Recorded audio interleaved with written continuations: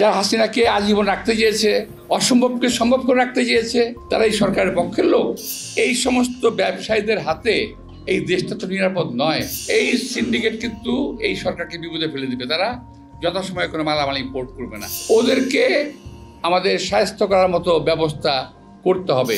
2 August যেই ব্যবসায়ীরা meeting করেছিল, কেউ বলেছিল আমি তোমাকে চাই, সকল সময়ে চাই, বিপদেও চাই, আপদেও চাই, আবার অসম্ভবেও তোমাকে আমি চাই।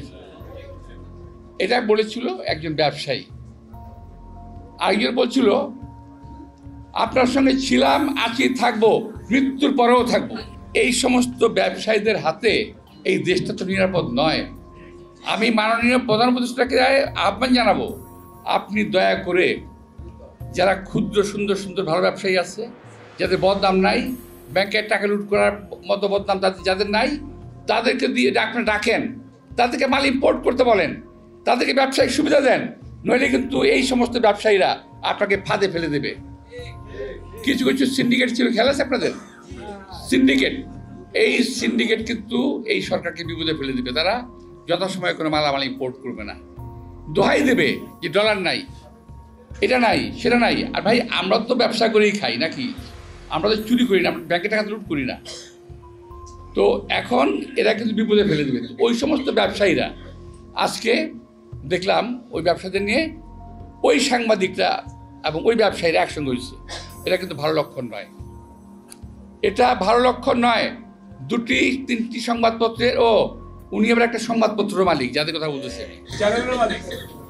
উনি সংবাদপত্রের মালিক, চ্যানেলের মালিক। তো ওনারা এখন পর্যন্ত এত লম্বা কথা বলার সাহস কী করে পায়?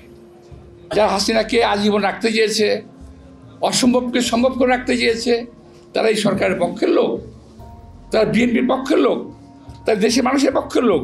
কখনোই নয়।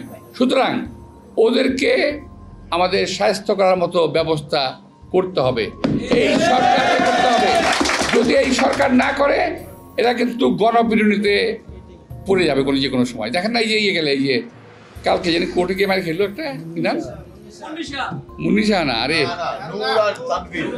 নূর, আর একটা কি নূর, আসা যেমন নূর।